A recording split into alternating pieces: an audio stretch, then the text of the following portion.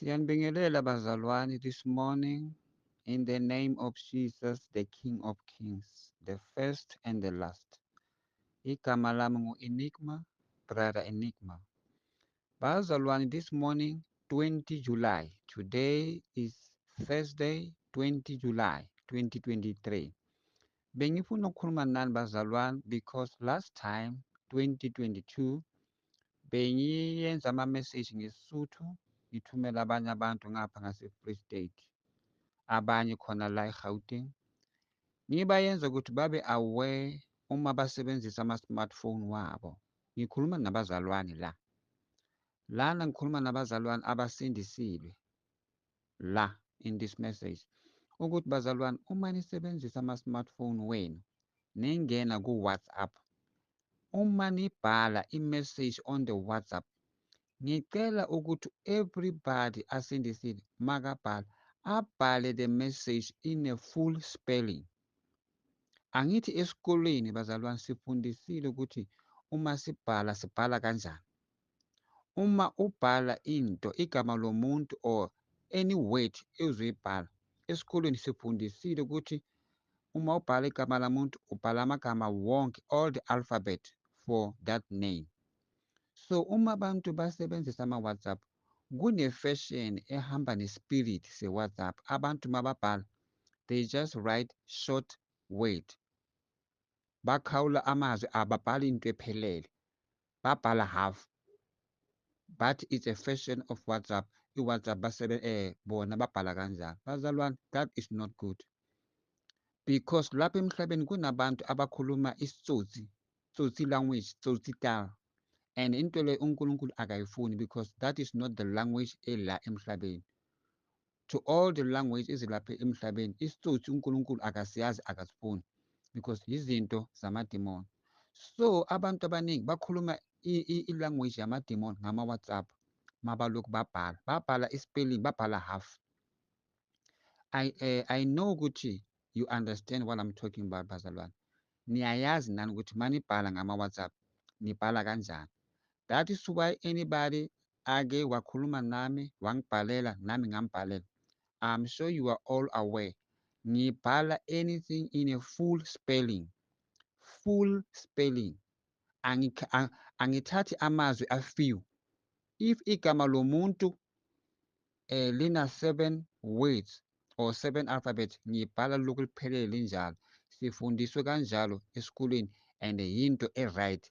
Even the Bible, masifunda iBhayibheli, ingaba iBhayibheli yesiZulu, yesiXhosa, yesiSuthu or English, ibhalwe in a full word, full alphabet.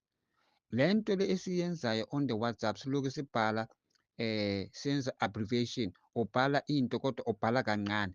Abanye bathi basave idatha yabo. No, it is not a saving of the data. It's a style se-WhatsApp, it's a fashion ye-WhatsApp, umoya uhamba nedimoni le-WhatsApp. Because ngatshela abantu ukuthi uJesu uthi amafoni namakhompyutha yizinto ezenziwe ngama-fallen angels. Because ama-fallen angels bayayazi ukuthi lapha ezulwini ukhona ukukhuluma nomuntu asekudeni nawe, ubiza igama lakhe lasezulwini, then abantu basezulwini bayakhona ukukhuluma. Ukhona ukukhuluma nomuntu ahleli ngasendlini yakhe, nawe uhlele le endlini yakho, from a distance ezulwini niyakhona ukukhuluma. So ama-fallen angels bathathe indlela leyo bayisebenzisa la emhlabeni, bayenzela abantu. So bayenzela abantu i-cellphone ukuthi abantu bakhulume nge-cellphone because bayazi ukuthi abantu angeke bakhulume ngomoya because people in this world, they are not in the spirit, they are in the flesh. Sinomzimba wethu wenyama. Uma siphumile emoyeni emzimbeni wethu kula siza khona ukuya anywhere within a second masifika lapha ezulwini. So because silokhu sila emhlabeni asikhoni ukuyenza izinto zomoya, ukhulume nabanye abantu ngomoya. No, it's not happening because sisemzimbeni sisaphila. So-ke ama-fallen angels asiyenzele amafoni so that ushaye inamba yomuntu ifoni yakhe ikhale khona manje, ukhulume naye khona manje, naye akuphendule khona manje. Ama-fallen angels asiyenzele ama-cellphone. So everything esiyenza ngama-cellphone amadimoni ayayazi. Kunabantu abaningi uma bagibela isitimela, abanye bagibela iteksi, mabasebenzisa ifoni bambuze ukuthi ukuphi, akasho ukuthi ungasetekisini, akasho ukuthi ungasesitimeleni. Abantu bakhuluma amanga. Umuntu uthi ngilokhu ngila emsebenzini, mangishayisa ngiza kufonela, kodwa lo muntu lo ungasesitekisini or ungasesitimeleni. Bazalwane, as long as you are born again Christian, you must know this. Amadimoni bayakuzwa uma ukhuluma amanga nge-cellphone, because i-cellphone yinto yabo. So that's why amadimoni amaningi nama-devilship uma bahlangene emkhathini, right in the ocean, bayasihleka bathi we are the fake Christians. So bengithi-ke bazalwane, uma nibhala i-message on the WhatsApp, ningabhali short words uthole ukuthi ukhathile. Bazalwane, I know ukuthi you understand what I'm talking about. Uma ubhala enigma, bhala enigma.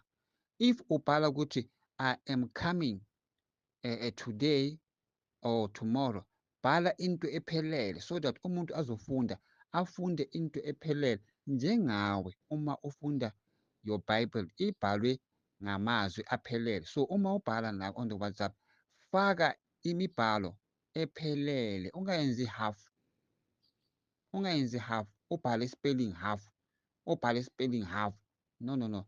And then that is number one. Number two, yekani ukuthi uma nibhala ama-message on the WhatsApp, benifaka lezi zinto lezi amapopo lawo avelayo lapho on the WhatsApp, but it's emojis. Yekani ukufaka lezi zinto lezo zamadimoni, because amapopo lawo ayakhuluma.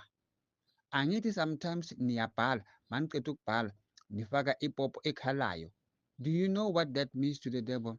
Because uSathane namadimoni wakhe babeke amapopo lawo ukuthi akhulume nathi. So wena ubhalela umuntu, ukubhalela imessage nge-WhatsApp, wena uma uphendula lo muntu loyo ufaka amapopo ahlekayo or amapopo akhalayo or amapopo aphakamisa izandla, kusho ukuthi wena usebenzisa amadimoni we-WhatsApp, because awufuni ukubhala ufaka la makhathuni lawo. And nginitshele kaningi ngathi uJesu akafuni makhathuni adlala e-TV, akafuni mapopo adlala e-TV, akafuni ukuthi sithengele abantwana amapopo labantwana badlala ngawo, amapopo bathi abantwana, yes, akafuni any popo. So uSathane uwafakile amapopo kulama WhatsApp wethu, uthi it's emojis, lezi zinto lebathi emojis. Bazalwane, yekani ukusebenzisa lezi zinto lezi, yekani ifesheni leyo eningayazi. USathane uzonidrebha bazalwane, uzamangala ukuthi wena ubuthandaza kakhulu, kodwa kulamalanga awufuni ukufasta, awufuni ukuthanda, usothandaza kancane, iBhayibheli usoyifunda kancane. And uma ufundile iBhayibheli, amazwi, the message that you get in the Bible ayisahlali ngaphakathi kwakho. It is because unamadimoni wakho awuwasebenzisayo on the WhatsApp. Uma ukhuluma nge-WhatsApp awusabhali imessage ephelele, uyabhala then ufaka amapopo lawo we-WhatsApp aphakamisa izandla or ayenze sharp sharp or amasayini la bazalwane, amasayini wama-devil worship, ama-devil worship bawayazi amasayini la ukuthi asho ukuthini. So once wena ufaka emojis iphakamisisa izandla or emojis ekhalayo or ehlekayo or ezinza, wonke amapopo lawo amadimoni lawo uSathane awasebenzisayo. So ngiyanikhuza bazalwane, ngiyanikhuza because last year ngiyenzile this message but it was in Sotho language, ukuthi even uma ungasesontweni umfundisi ashumayela, awuvuli ifoni yakho ubheke ukuthi ama-WhatsApp akuna-message engenile. As long ushumayela awubambi ifoni yakho, awubheki WhatsApp uma umfundisi aloku ashumayela, because uma umfundisi ashumayela uJesu uyakhuluma ngalesi khathi leso. UJesu uyakhuluma, umithini ungenile, imithini yasezulwini ingenile. So asivuli WhatsApp uma umfundisi ashumayela ngasesontweni. UJesu athi le nto le iyamkwatisa kakhulu, iyamkwatisa kakhulu because niyenza ukuthi amadimoni angene ngasesontweni uma umfundisi ashumayela.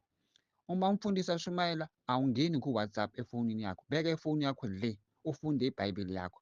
Yeka futhi ukuthi uma umfundisi ashumayela wena ufunda iBhayibheli on your smartphone. No, no, no bazalwane, that is the work of pride. Sebenzisa iBhayibheli yakho, Bible, because uJesu naye ngimbone aphethe iBhayibheli yakhe ngesandla sakhe saka-left, ngambona ahamba andlula aya le aphathe iBhayibheli on the left hand. So ungaloku ufunda iBhayibheli on your cellphone uma uya esontweni. uma uya esontweni uyazi ukuthi uya esontweni, thatha your own Bible, because your own Bible, incwadi leyo inomoya ingcwele, kodwa the Bible that is in the cell phone has no spirit of the Lord, because cell phone belongs to the fallen angels.